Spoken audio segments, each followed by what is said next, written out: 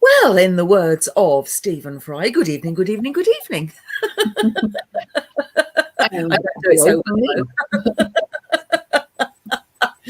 Oh dear, apologies for being a little bit late. We had stuff going on, but it's all sorted and we're here and we're raring to go. And apparently so are some other people. We've got some people in. Hello to Frankie's Finds. Hello, good evening. And to Chris, hello, good evening. Hope you're well. Redwing, hello, hope you're well. Although you're looking for some healing, so we'll talk about that in a bit. We've got Hans. Hello, lovely. Hope you're feeling a little bit better. We've got Susie. Hello, good evening. I hope you're well. And who else have we got in? We've got some other people and they haven't said hello. So say hello if you can. If you can't, hello anyway. So Heather, before we get going, how are you, love? I'm good. I've been very busy. I've got to get new glasses. Oh, have you? Yes, new spectacles. That'll be fun. And I cut my friends. See you all. Yeah. Going that way around. Yeah, new glasses. Oh, that'll be expensive. Yeah, it usually is. That's why I've left it 3 years since the last check, because I knew. It's like, yeah. The last glasses I got from a high street chain were diabolical, and in 6 months I went back 9 times, including in New Zealand, I might add, to get them adjusted because they were just dreadful. Problem that I have is that I have to have my glass thinned because otherwise they'd be like beer bottle bottoms. Not a good look. No. And so I have them thin, but even so, they've got to the point where they're so heavy, like proper glasses. They're so heavy, I can't keep them up. And I think that's the issue. So I have really cheap nasties from China and Pound Shop and all sorts of things because they just about do what I need them to do without constantly disappearing off my face onto the floor. Yeah. So that's what I gave up with the other ones because my right eye doesn't work anyway. So it's only ever one lens. It's just really annoying. It's just this, sort of a thick lump of brick, basically, that I put in between a piece of plastic. And it doesn't. This image. I have an image of you sauntering about town wearing a monocle. Now there's a thought. Why did I? Yeah, I mean, I used to wear the eye patch, of course. When my eye first went, I used to wear the eye patch, and I had quite a selection of fancy ones actually. But I don't have to wear them now because I can open it at will, which I couldn't do before. So that's really good. So at least it behaves itself and it kind of looks like a proper eye, even though it isn't. So yeah. Yes, so yeah, that will cost you a pretty penny, definitely. Frankie's actually suggesting they're talking about Carla as in reselling. Yes. She got them through a company, but the problem I have is mine are varifocals and they're quite difficult to do at distance. If I was having just glasses for distance vision, I'd be on that. Yes, absolutely. Yeah. But with varifocals, it's easier to have someone you can go back to if they're wrong. Yeah. And, I've got quite the centre of vision, isn't it? Yeah. Well, I found an awful lot of glasses come too far down on me. Yeah. Because the bridge is low, and I haven't got a big enough nose. Apparently, my nose is too small. Arf, arf. And if I have the glasses too close to my eyes, my eyelashes are doing that washer wiper thing behind the. Oh, that's horrible. I have to wear them a bit further down, which is a stupid thing, really. But it's irritating, actually, isn't it? I have that. It's really annoying. Yeah. How strange. How silly. Yes. Oh, trials and tribulations. No, I might do the monocle thing. I quite like the idea of that. That would be quite steampunk. It would. Steampunk. Yeah, very steampunk. Yeah, I'd get my big hat out too. Indeed. Indeed. I used to wear contact lenses as well as glasses because that helped, and it meant that the glass didn't have to be so thick. But because I can't see in one eye at all, getting them in and out was a nightmare. So so that no. I used to wear contacts as well. I used to, but my eyes got very dry, and it started to cause problems with my eyelids. So the last day I wore them was on my wedding, my actual legal wedding, as opposed to hand fasting. And taking them out was and never again. No, It's not funny, actually, is it? As I say, I hate No, it. it's horrible. Fishing It around didn't your work eyeball. for me at all. As I say, it was better with the thinner glasses, but as I say, overall, it was a fail. So, yeah. This week, I've been suffering from terminal irritation with everything. Life in the universe? God, yeah. I really have. I've taken myself off on several brisk walks. Oh, that's a sign. It's like, I can't cope with it, to the cat. I can't cope with it anymore. Go for a walk. Cat's like, whatever. Just make sure they can roll their eyes, can't they? Yeah, they do. They make sure it's back in time for tea, because that dish doesn't fill itself. You know?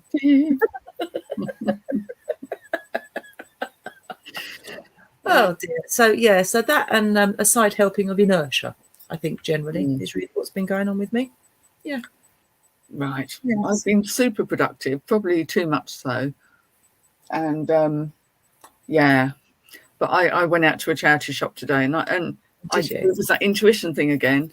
I thought I could go shopping for food. I thought something is telling me I need to go to West Malling to the charity shop. Yeah. Yeah. Off I went. They had just put out a whole load of new jewellery. Ooh, shiny, shiny. The minute I walked in. Wow. I need to put my glasses on. I'm too tiny, aren't I? Yeah. They're not huge. Wow. They're abalone. Nice. They probably cost me 50p, and they happen to be 9 carat gold. Holy cow. Cool, that wasn't fine. I got 5 silver brooches. Yeah. Also 50p each. My God. And some pearls. So yeah, it was a good day. I was meant to go. Wow, you certainly were. Everyone's starving at home, obviously, but apart from that, you've got your the cat kind of had to have a second pouch of wet food because we're out of biscuits. But I'll go. I'll get them in the morning. They'll be all right. They'll live. He's gone to sleep with his back to me in the corner on the packaging. In disgust. Yes. Utter disgust. Very much so. Now I've had one of those sort of mentally stimulating weeks, and I've done loads of stuff mentally, but physically I've just basically sat on my backside. But if you're working mentally, physically, it's still not to be discounted. No, it isn't. I do a lot of mine. Yeah, no, it's just that whole thing of like, I haven't done this and I haven't done that, and I wanted to do so and so, and I've been sort of rearranging stuff. Mind you, I did liberate 4 drawers, so that was quite nice. Well, there you go. Productive, clearing clutter. Yes, indeed. Well, rearranging clutter. It's not necessarily the same thing. Well, putting it into an ever smaller space, I'm guessing.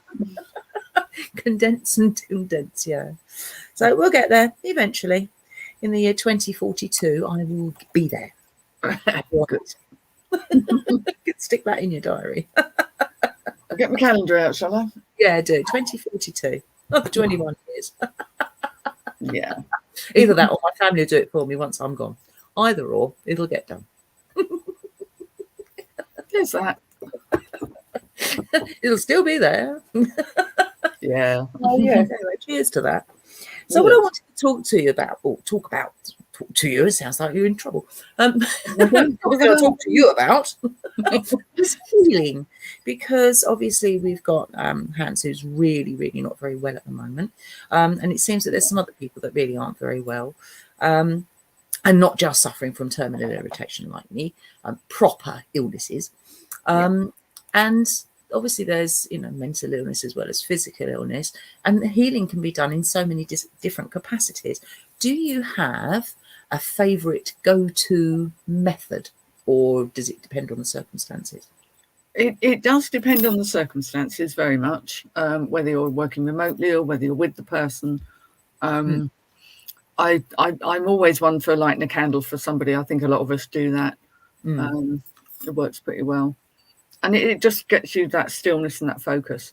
I'm going to have to get some water because I can't talk now. Teeth.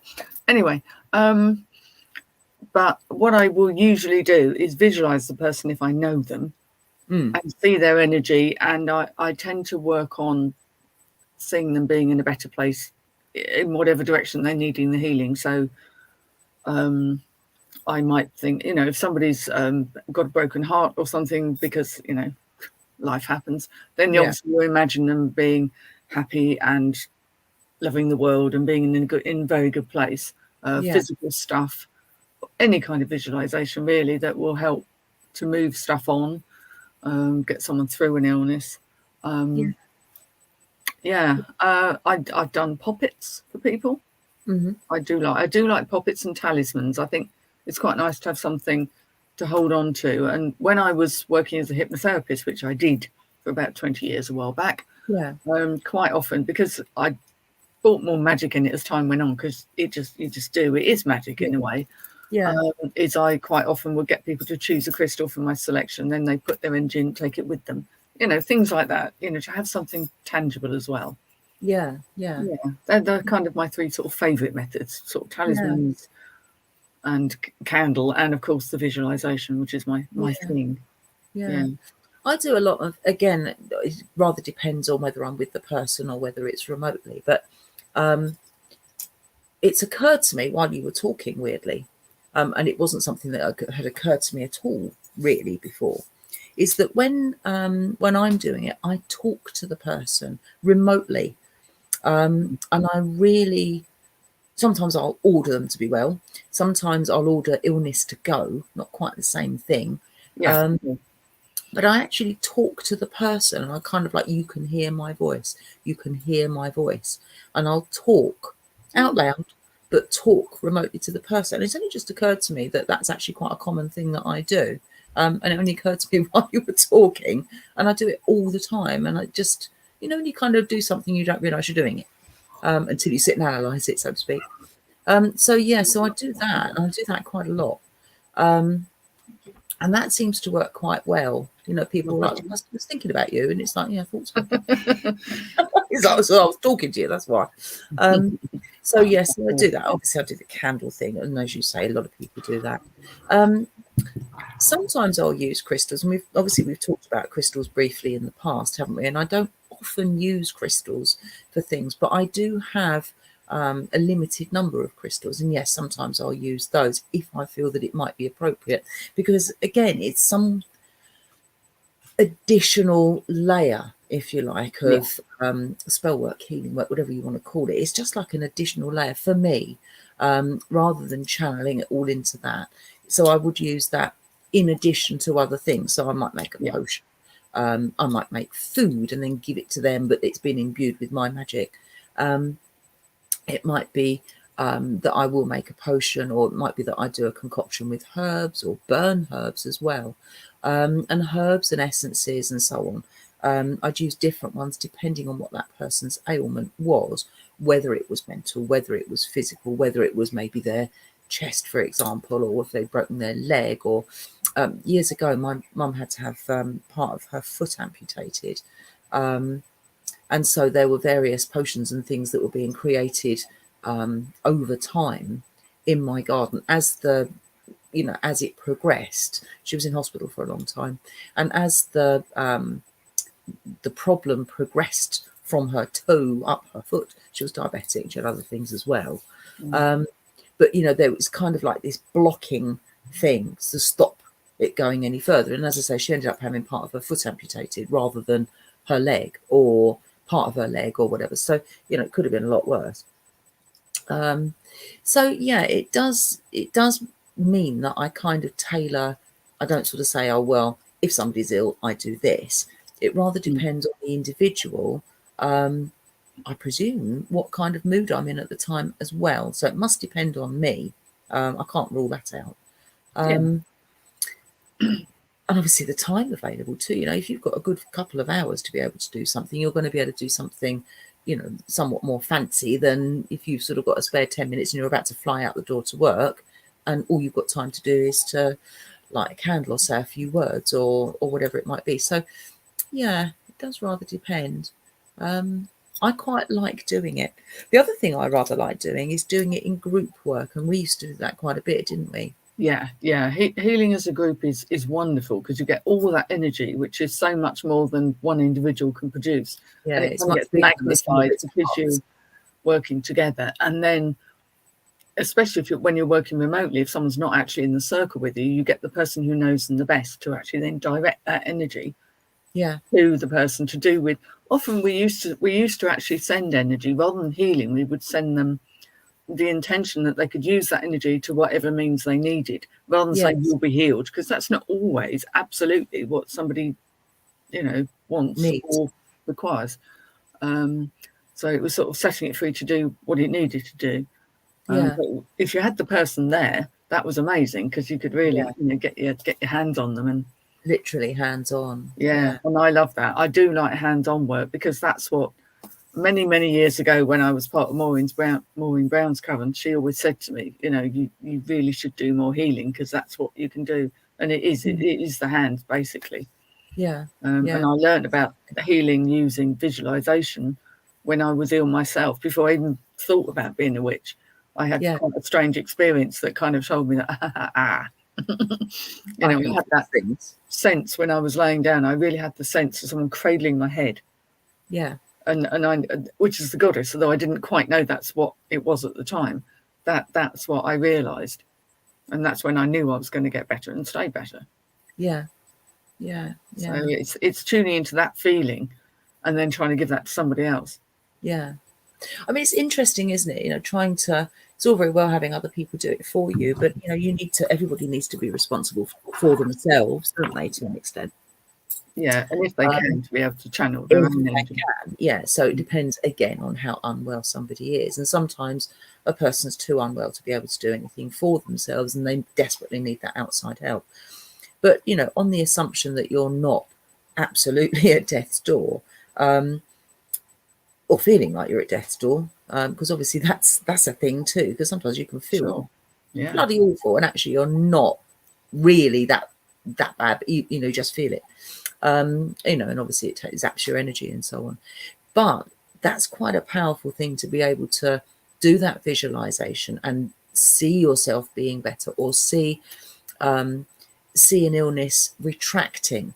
So sort of, I'm going to use the scenario of pneumonia, for example, and obviously you've got your lungs filled with fluid and stuff. If you can literally see that kind of sort of tank, if you like, half full, and then you just sort of see it going down, and so on and so forth. I mean, it's it's a good way of using your energy, and of course it's a great way of using any delirium that you might have, because you can really channel stuff if you've got delirium. So it's an interesting thing, I think, very interesting. Have you ever done Reiki? Because obviously that's something quite different. I'm not a Reiki practitioner. Well, funnily enough, it was through Reiki that I ended up meeting someone who was in the coven that I joined. So I'd done massage and enjoyed that side of work, and knew what I was doing wasn't a physical thing. So I did go along and do some Reiki. I did the 3 levels or what have you, but I realised very quickly that what they were doing is what I actually knew how to do already, without all the fancy words. They go through all this stuff to try and turn the engine on. I just turned the tap on. Doink. And I thought, oh, okay, at least I know that's what I'm doing, and that's how I can work. So I mean, Reiki can work very well, and I think it's just energy like anything else.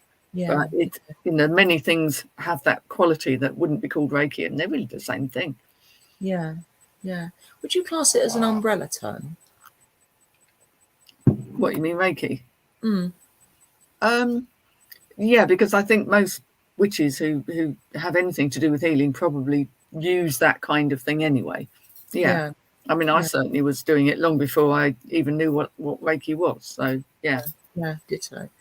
I mean, I've been doing healing of sorts, either with or without touching somebody, since I was little, really tiny, and the word Reiki didn't come into my repertoire until I was probably in my 30s, actually. So and it was like, oh, okay, I don't think I can do that. But and then you sort of read a bit more about it, and you think, well, I've been doing that for a long time, or something similar, or what appears to be similar.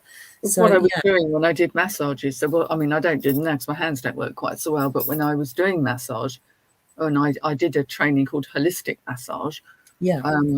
I really enjoyed working with it, but I did realise that it was as much about the energy and you being in the state and able to give the person what they needed without it coming from you, with it coming from spirit or, the energy, collective energy.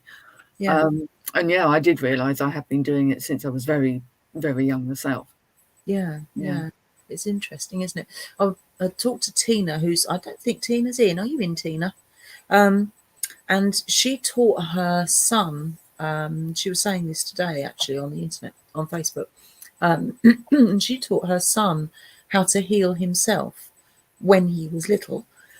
Excuse me. And he used to do it quite a lot when he was at school. He sort of fall over and hurt his knee and all that kind of stuff.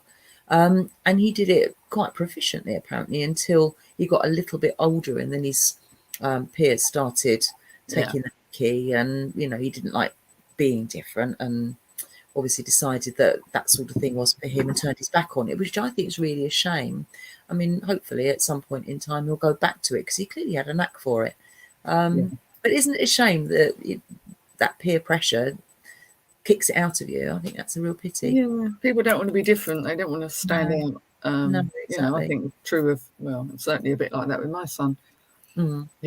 I know he has quite a lot of ability, and when he chooses and decides that he'll re-engage with it, then fine. But at the moment, it's all nope, and that's absolutely right. Everything's a big fat nope. Yes. Yeah. It's that stage and that age, and it's. But I know it's there, and it's not going to go away. Yeah. And when he's ready, I'll happily pass any information I can. Yeah, exactly. Yeah. Oh, we've got a few comments here which we've been ignoring. Apologies. Yeah. What have we got here? It's got Wibble Chick. I think it's. Where are we? All the way up there.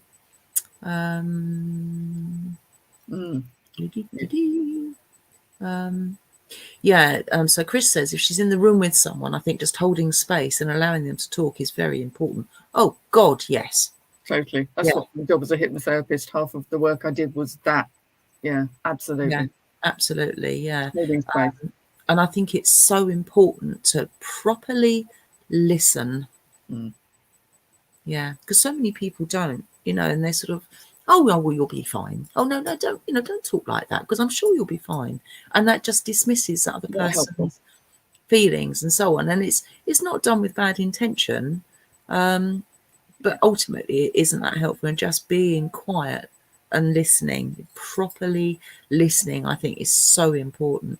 Sometimes body language, says Chris, and what someone doesn't tell you reveals a great deal about them and their situation. Yeah, absolutely. Yeah. And that's where really listening comes in, because then you can, as you say, read between the lines and then prod and see if you can get them to just give you a bit of a glimmer of maybe what the deep underlying problem is. And there's certain phrases people will use and certain ways they'll express themselves, and it gives away so much. It really does, doesn't it? Yeah. Susie says that she's a Reiki master in both Western and Japanese styles. Oh, that's interesting. Are they very different, Susie? That'd be interesting for you to answer. And a little bit further down, she said Japanese Reiki is very similar to most hands-on healing, no attunements or symbols. So it's the Western one that seems to have the symbols, which is interesting. I don't remember what form I did. It'd be the other way around. I don't know anything about it. You'd have thought, wouldn't you? But hey ho. Yeah. So I don't know anything about it, but yeah. Oh, that is interesting. So I'm a trained aromatherapist. Obviously, I've got the sort of the massage with that, but I also do the vibe drum healing, and that's something very, very different. So Tina, the bing bang bong. Tina, hello. Yes, hello, Tina. So everyone calls it affectionately the bing bang bong.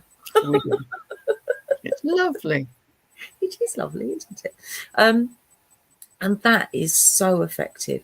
But of course, you have to be in person to be able to do anything effective with that, because it's, the drum is actually placed on the person, preferably on the afflicted area. And it's amazing, absolutely amazing, because it gives this proper deep tissue massage of the area. But it doesn't just do that, because it's got that's done with the lower notes, and then the higher notes on this drum.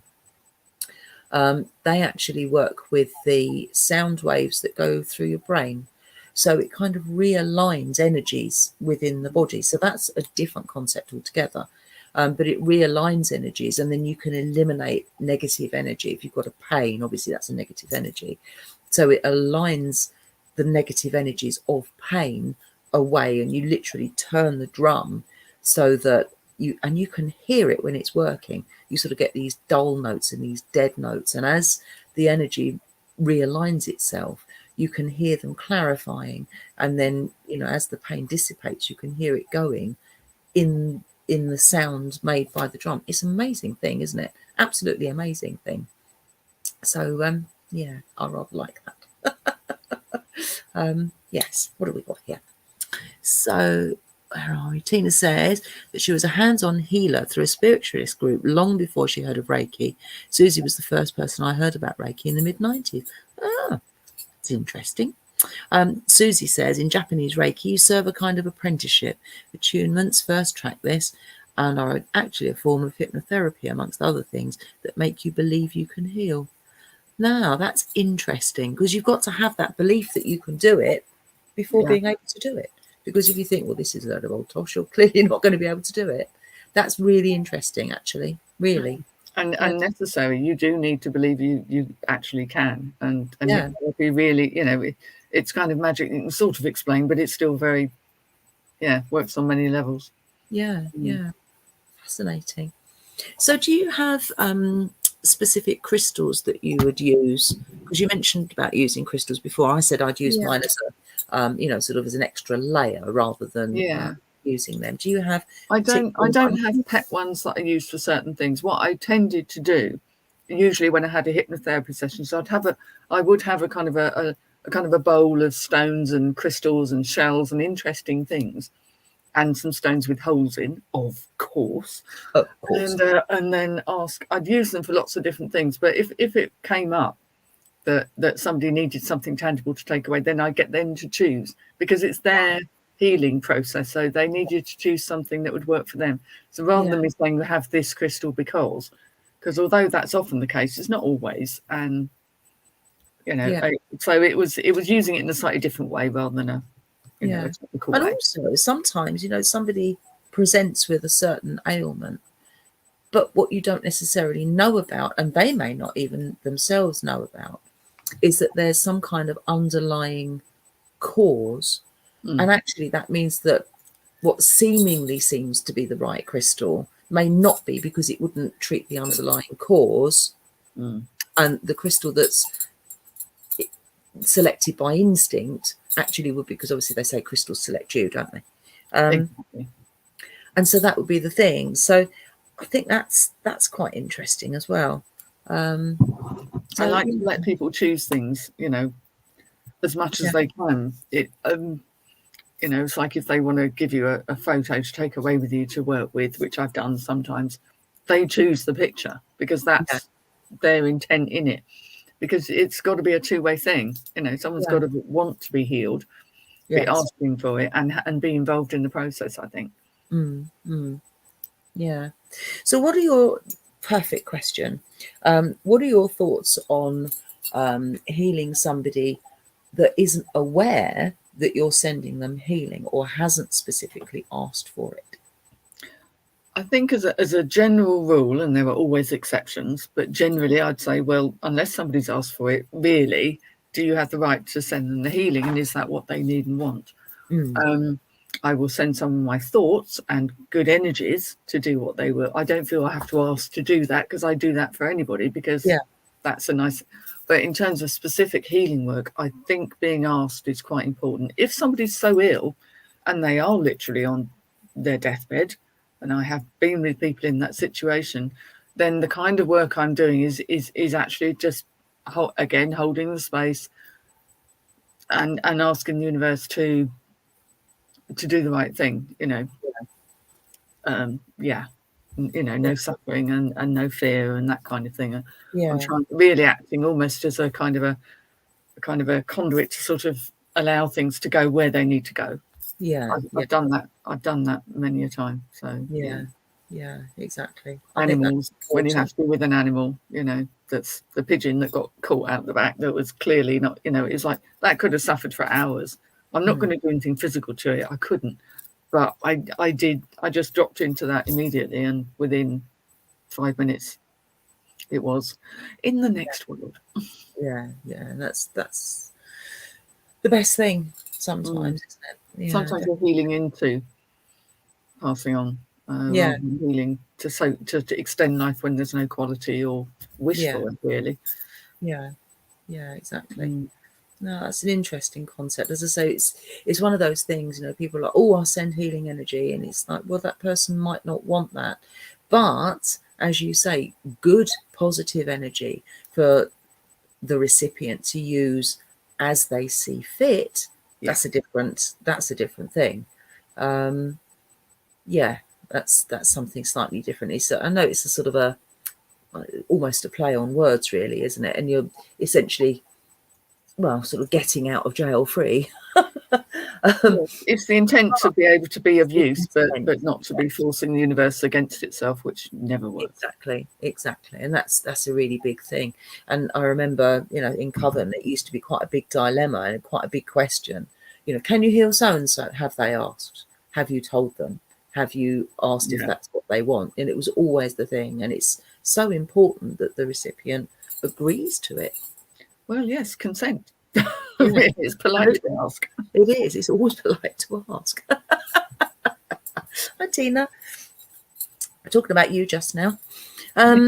So Chris says perhaps they need the disease to work through something. Body and mind are so closely allied. Yeah, absolutely. Yeah. And that's the thing. Sometimes it helps with that realization that one thing, somebody might have bronchitis, and that might be the realization that they need to give up smoking, for example. It might be that, and sometimes they have to go through that because otherwise they don't realize what it is that their body needs, or so on. So yeah, absolutely, I think that's very, very true. It's an interesting concept, though. Now Chris was mentioning earlier on Facebook that she does crystal healing. Perhaps she'd like to chime in with a little bit of her crystal healing, because I'd like to know some about that. I think that'd be interesting. Herbs wise, I tend to have sort of standby herbs for healing, and they tend to be sort of your general sort of lavender and rosemary and sort of those kind of things, both in herb format and obviously in essential oils and so on. But I'm also, because as I said, I'm trained aromatherapist too. I use black pepper a lot. And not just in cooking, I might add. We all talk about it. I know you're going to get the giggles now, aren't you? You're flinging black peppercorns over my house, love. And then you did it yourself. I know. That was a couple of weeks later, and it wasn't on the best fry up ever. It was on a very, very naff pasta sauce. But black pepper is powerful. It is very, very powerful, yeah. And of course, it's good for so many, sort of colds and flu and all the, the horrible stuff that goes with having colds and flu and all that kind of stuff. It's brilliant for that. So yeah, I do use that a lot. And it's brilliant. It's a household item. I use it tons, absolutely tons. Not necessarily quite as much as you did that particular day. Whoops. I don't think I was going to be getting a cold anytime soon. No, can do without those.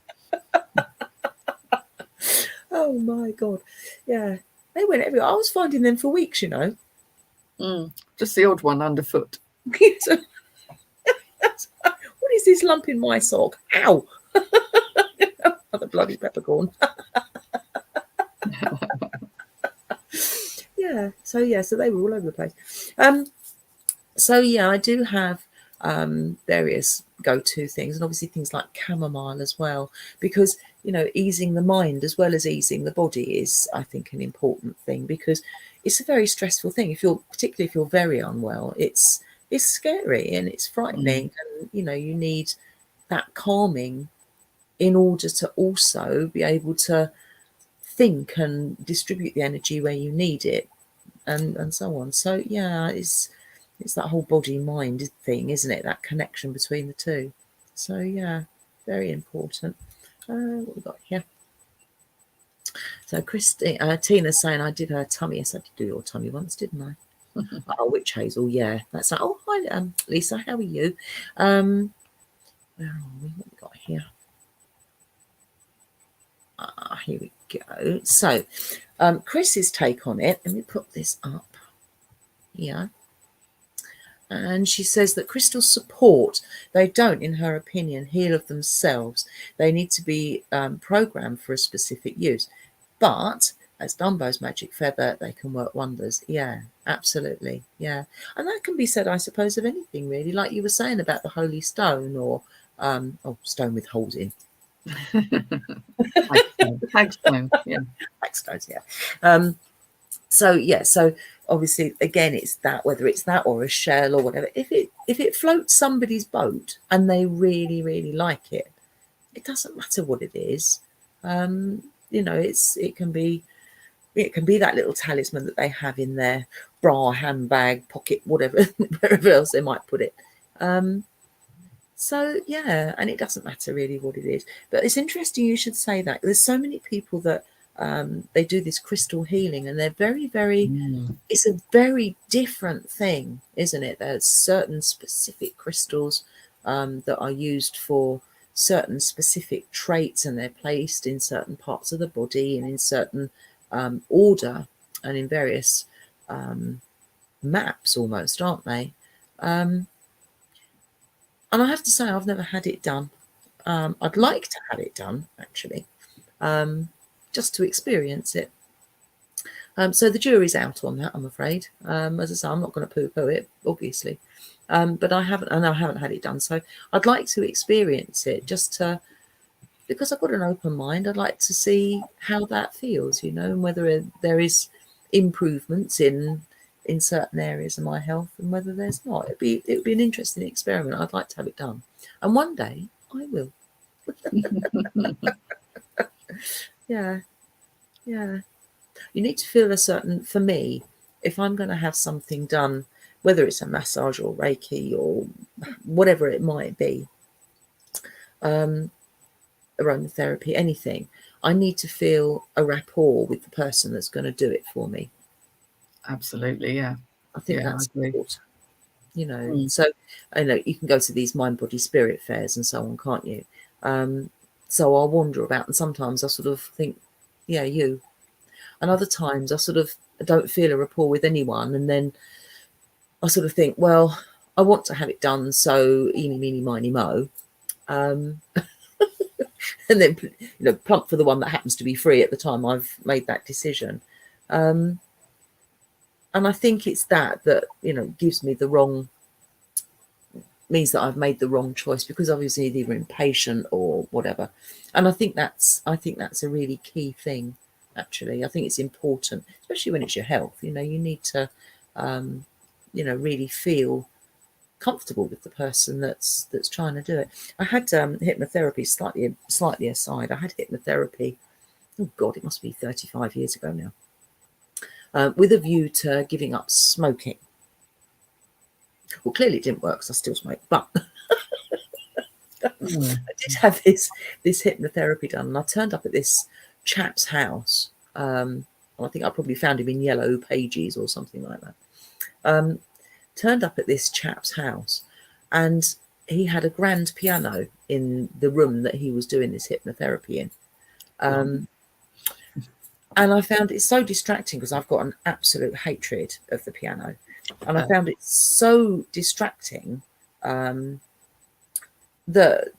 anything that might have been beneficial wasn't, purely because of that. If we'd moved into another room, if I'd been older rather than being 19 or 20, if I'd been older, I might have said, would you mind if we go and sit in another room or garden or porch or something? Yeah. But I didn't like to. I didn't want to be rude, and this was the room that he used, and so on and so forth. And it was, as I say, it was just a personal thing. It was purely because of that. couldn't relax sufficiently because I was so perturbed by having this bloody piano in the room. Well, exactly. And he couldn't have known that. Even no, he wouldn't have could known. never have guessed that he would upset somebody. But it's like anything, some people love the smell of roses, and other people it will send them off on a memory that's bad. Exactly. You have to be so careful. Exactly. Yeah. And as I say, I mean, he did his absolute best to do what he was, being paid to do. But it wasn't his fault. It was that I've got this phobia of pianos. So, it's unfortunate, really. Of all the people I had to pick in the yellow pages, it had to be him. Yeah. I know, typical way. So, but it reinforces what I'm saying, with that it really can make such a huge difference. And I just couldn't relax at all. Yeah. So, and you need to. So you need the rapport and you need to feel comfortable where you are. It's a massive part of it. It's not just about techniques and I mean, none of these things are. You have to know what you're doing, but it's so much about the interplay between the two people, because it is a form of magic between two people. And you can't work if both aren't engaged. Yeah. No, exactly. Yeah, no, I couldn't agree more. I think it's absolutely essential. I really do. Yes. So I did Tina's tummy. Tina's tiny tummy. And did your tummy feel better? It's a good question, isn't it? As I mentioned before, Lisa's favourite healing herb is witch hazel. So that's that. So any more comments? We'd love to hear them. Any comments of healing that you've experienced or that you've given that's been positive or negative, even, because it's interesting to have a discussion about what does work and what doesn't work. Because it's all very well going, oh, this was lovely and that was great and so on and so forth, but you learn from your mistakes, don't you? And you sort of think, well, I won't do that again. Like me going to the hypnotherapist, I would peer any time I went to a hypnotherapist, I would peer around the corner and see if they had a piano and then say, either we find a different room or I need to go home. Yeah. So perhaps I should have a session about piano now. Christina said that she healed someone who couldn't be touched by anyone and stopping them from having relationships, and it was good and it worked. Wow. So yeah, wow. Interesting. That's very interesting. That's a biggie, isn't it? Yeah, it is. Yeah. Touch is such an important thing, isn't it? And if you've got a phobia of touch, and some people really do, don't they? My son did. Yeah, my son did. Yeah, and if you can't, it's a downside, really, isn't it? Yeah. Lisa's summed up exactly where I come from. The absolute spiritual turn off is someone mentioning angels. As soon as I hear it, my soul does an eye roll. So does mine. Yeah, me too. I don't know why, because ultimately it's just a name and it probably is spirit like anything else. Yeah, something about I know it's the concept of it somehow. It just no, it doesn't work for me at all. Actually, me neither. Like I say, the eye roll, you just can't prevent it. Like, here we go. Yeah, I do the frog face. That one. Yeah. Oh God, yeah. Oh, I hasten to add, we've had no more frogs in. Oh, good. Double thumbs up from me, pink or otherwise. So that's good. No frog is a good frog, I think. I reckon so. We've had a plethora of voles. Oh, it's vole time, but there haven't, interestingly, been placed in Vole Corner. Now, last year, the little patch by my bathroom door was Vole Corner. There was basically a 6-inch square where they were ritualistically placed on a nightly basis, pretty much. Oh, very, very grim. Also had to make sure no, they tend to on their sides with their little noses. Very sad. They're just so velvety and so tiny. But yeah, they haven't bothered with Vole Corner this year. Splat bang in the middle of the rug. Oh, thanks. Nice. Yes, you. Talking about you, horrible cat. Well, my cat Tinker would place them in. We have a circular lawn. So it's about 10 foot across, something like that. It's a small lawn, but he placed his little offering right in the centre. Oh, I see. Very ritualistic. Indeed. Oh, I wish they wouldn't. I really do. It's the one downside with cats, isn't it? Yeah, grim. What we got here? I'm not sure I can read all of those words. Half of them, though. Right. You've got better teeth than me. Here we go. Karuna, shamanic healing, psychopumping. Pumping. Extraction, soul revival, Reiki drum, loads of others to the melody, crystal healing with grids, etc. Sorry, too tired to write anymore, but there are others. Yeah, and these are, I'm guessing, all ones that Hans does. Hans has done so much training, haven't you? All sorts of different things. Yeah, and it's all different forms of healing, and it's fascinating. It really is, and it gets to the person at such a deep emotional level, doesn't it? Just such a deep psychological level. It's fascinating. Chris says most of us have probably walked away from being over Christianized in our youth, so angels might not be our thing. Yeah, that's probably where it comes from. Yeah. I think you're probably right. And says only use angels in demonology. Well, that's fair enough. Angels and demons, isn't it? Yeah, exactly. That's different sides of the coin. So yeah, one without the other doesn't work. So yeah, absolutely. Yeah. No, it's funny, isn't it? Different terms and phrases, they just turn you off, turn you on, whatever. It's create a certain energy. That's the thing, and it doesn't mean that that's what they are, but it's your connection to it is that, which is you could use almost any word with me other than angels, because to me it's all too fluffy light and too kind of I used to feel the same about fairies for a while. I have to say, I did go through a phase, because there was a phase when everyone was all into fluffy fairies. Oh yeah, and unicorns and things, whereas my understanding of those kind of mythical creatures is very different. They're quite grim, aren't they? I still need to research my area. But have you looked your fairy up from the solstice? I need to do some more on it, because I started and then I got interrupted. I had to go and pick Alex up from school. He wasn't well, so I need to do some more. Yeah. It's fascinating though. And I also set myself off down a rabbit hole really when I was, doing the research for that. And there's so many, and that was just the tip of the iceberg, of course. So yeah, it was interesting actually, very interesting. But as I mentioned before, some of them were just so sad. So not going to be not necessarily recognizing them, but that whole thing of just, I don't know, it was just too dark for what we were trying to achieve. But but no, it is interesting. There's just so many, because you sort of think of one or two and you think of Cecily Mary Barker, don't you? And then, aren't they lovely, the flower fairies? Beautiful, but exactly. It's one-dimensional, isn't it? Yeah, exactly. Yeah, and it's, aren't they lovely? And let's put a little door in the garden. No, don't do that. Whatever you do, don't put one indoors. Indeed. Do you remember in the I think it was the 90s, there was that big 90s and noughties, there was that big thing with the fairy doors. You could buy fairy doors and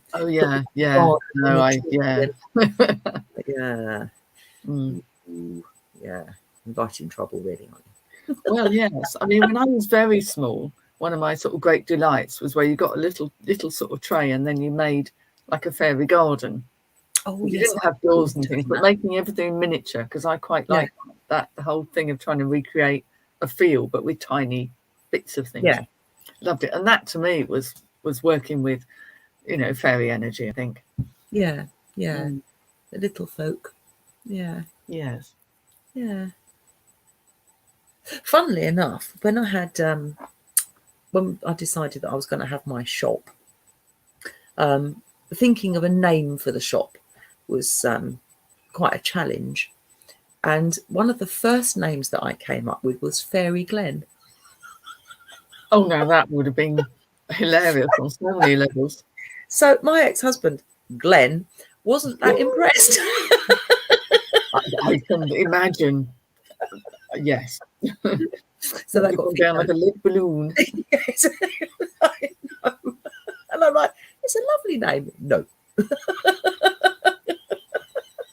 Mm-hmm. So no, he wasn't having any of that. Shame. I thought it was rather a nice name. Oops. So yes, no. Anyway, he didn't fancy that at all. So we used to have one of the things that actually talking about fairies that I used to have in the first shop that we had that we didn't do when we moved premises. We had this beautiful real tree. It was a big tree trunk. And it took 6 of us to carry it into the shop. It was massive. This thing got it from a was a sort of like a first stage timber yard or whatever it was. And I had a fairy grotto in one of the corners in the shop. Well, it was kind of like a L-shaped shop, and it was sort of in like round the corner. And it was lovely, and it was kind of dual purpose. So I had this tree, and I had all these branches up, and I used to use the branches as a hanging display of jewellery and crystals and various things that I sold in the shop. But what was also really nice about it is that we used to have a thing whereby the children would come in and they could have photographs taken with the fairies that were in. And I had it all the walls, I'd decorate it so it looked like a backdrop of forest and so on. So the children would come in, and we had a photographer that would come in once a week, and we'd get them to pose in various different sort of situations around this wonderful tree. And then he'd superimpose little fairies on their hands and things like that. And if they'd lost a tooth, they used to come in and leave a letter for the fairies, and the fairies would leave a letter. So I'll be doing all my things with felt pens and all sorts of stuff that just didn't cost them anything. It was just a nice thing to do. It was a way of attracting people in the shop, to be honest, but it was nice. And the children really liked it, and I really liked it as well, because for me, I became the fairy, answering the children's wishes for their birthdays or teeth or whatever it might be. But yeah, we used to have all these different letters, and then so I would be, the fairy and writing all these letters back, and I actually really enjoyed that. Different persona. You don't really see me as being a fairy, do you? But I really enjoyed that. Yeah. But I did actually. I really enjoyed that. There was a certain innocence about it. It was just nice. Actually, it was just a nice thing to do. Yeah, sweet. Yeah, it was. I used to quite like that. Now, what do we got here? Fairy Glen was a company, miniature gardens, I think, for dolls' houses. Oh, yeah, probably. Yeah. When you're married to a Glen and he's ex-army, he's never really going to go for the name, to be fair. No. Yes. Hang on. Missed loads of comments here. Where are we? Right, where are we? Angels are not radiant, pretty things. Even the Bible says they are to be feared. So who knows what beings New Age healers are channeling? Well, yeah, who knows? Yeah, never thought of that, but I've not had anything to do with demons. No, again, it's all very biblical to me, and that doesn't float my boat, I'm afraid. Hans has just said that they've got to go because they're too tired. So night. Sleep well. Sleep well. Feel better soon. Chris says, if you take away pain, what do you use to fill the space? I think that's the angel thing, sending in healing light. But I believe the light is for all, not just angelic workers. Yep, absolutely. Light sending. I swear an angel door I was given for my balcony is a slug portal. You want to talk about slug portals? You want to see where I used to live? Oh my God. I complained about some slugs here, and I saw somebody on Facebook a couple of days ago. Oh, it was Sarita, and she was saying, I found 22. Do you know, there was one evening that I was looking after my friend's little girl. This is a while back now, and I was looking after my friend's little girl, and before she arrived at 6 o'clock, I'd been in the garden with my bucket, and I had got rid of God knows how many snails. It was, half a bucket full of snails and slugs. And I used to play a thing called Slug Shot, which I won't go into. It was quite gross. And so I got rid of all these slugs and snails. My friend's little girl came and we had sandwiches for tea. And then I said, right, I'm going to get rid of the slugs and snails before I water the garden. Then you're going to bed, because she was about 3. And I said, and we're going to count them. And we counted 137. And that wasn't that big. And that was in about an hour. So I took them all the way up my very long drive, right across the road and right to the back of the car park that was opposite the end of my driveway. And I swear to God, there was this trail of snails. We walked back, and 3-year-olds don't walk very quickly. And we sort of like sauntering back, talking about how many slugs and things there were. And when you look back, there was this trail of them following back. I'm not joking. You've never seen homing snails. Yeah, homing snails. Bloody things. They drove me crazy. Absolutely drove me crazy there. They really did. Yeah, tiny weeny garden, but by God, I mean, they would be literally 2 or 3 high. So, yeah. So, although I get some here, I'm very thankful that I don't have any level of the slugs and snails that I had in that particular garden. It used to drive me crackers. Seriously. So, yeah. Yeah. But how to teach a 3-year-old to count. Indeed.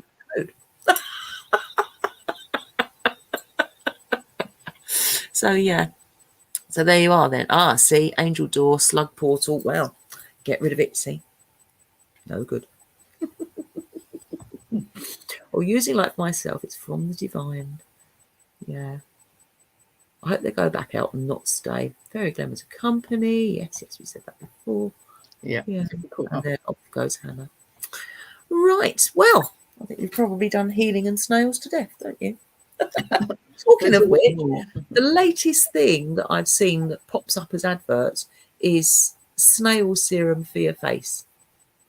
Just saying. Something very wrong there. I don't like the sound of that. I really don't. Vegan or not vegan, I don't like the sound of that at all. It sounds really... No, just you. Ew. I'm not quite sure what it's supposed to do.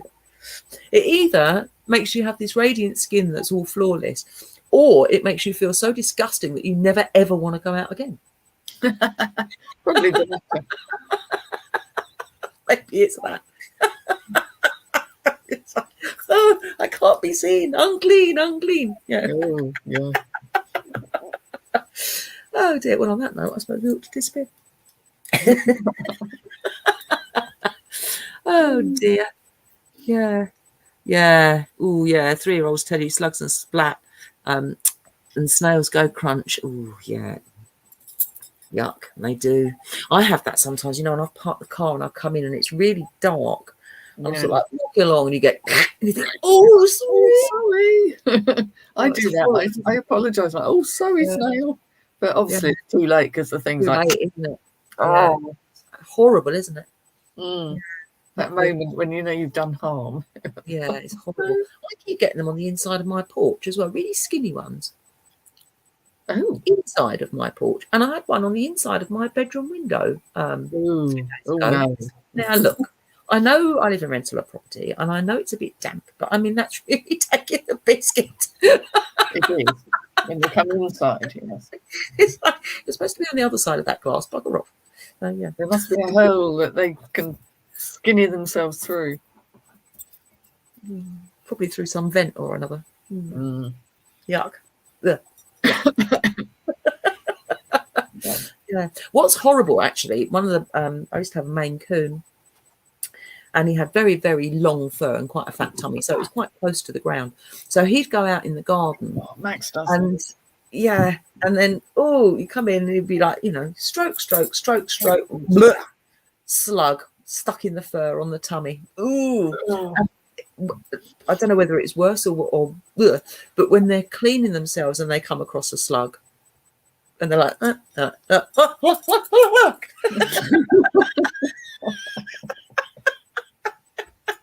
must be like chewing on chewing gum, mustn't it? An unexpected slug in the tummy ever. Yeah. I mean, Max does it because he's got such a furry undercarriage. He'll come in with all those kind of like sticky bud things, you know, the cleavers. Yeah. We love the cleavers, but it is that thing when you give them a nice stroke and you're like, ugh. I know what that is. Slug. Yeah. Tiny, tiny, nasty, wet, horrible little thing. It's like, disgusting. Yeah. No, he used to bring them in on his trousers as well. He had, like, again, as I say, he was a Maine Coon, so he had such long fur, but he used to have these sort of frondy bits. And they just, oh, God. It very butchers. Yeah. Yeah. Frondy trousers he had. So, yeah. So, yes. Delight saying. Lovely. Anyway, I'm going to say cheerio to everybody. Geisha used to use nightingale poop to whiten their faces. This is a fount of great information. It's just brilliant. Wow. I suppose it's safer than lead. Because that's what it would have some acid in it, wouldn't it? The Elizabethans used to use that lead, didn't they? Yes. So I'm sure nightingale poop, unless it goes in your eyes, is probably safer than lead. Yeah. I don't think I'd want to use either, to be fair. No, I'd rather not. Thanks for that snippet, Chris. Much appreciated. I'll see if I can find a nightingale. Just gonna go.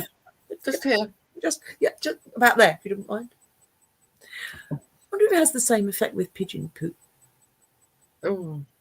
I'm not going to try it. No. I have to admit, I'm not going to try. Not anytime soon. I think bird poop is quite acidic. I think that's what it is. Takes the top layer off. Gotcha. Nice. I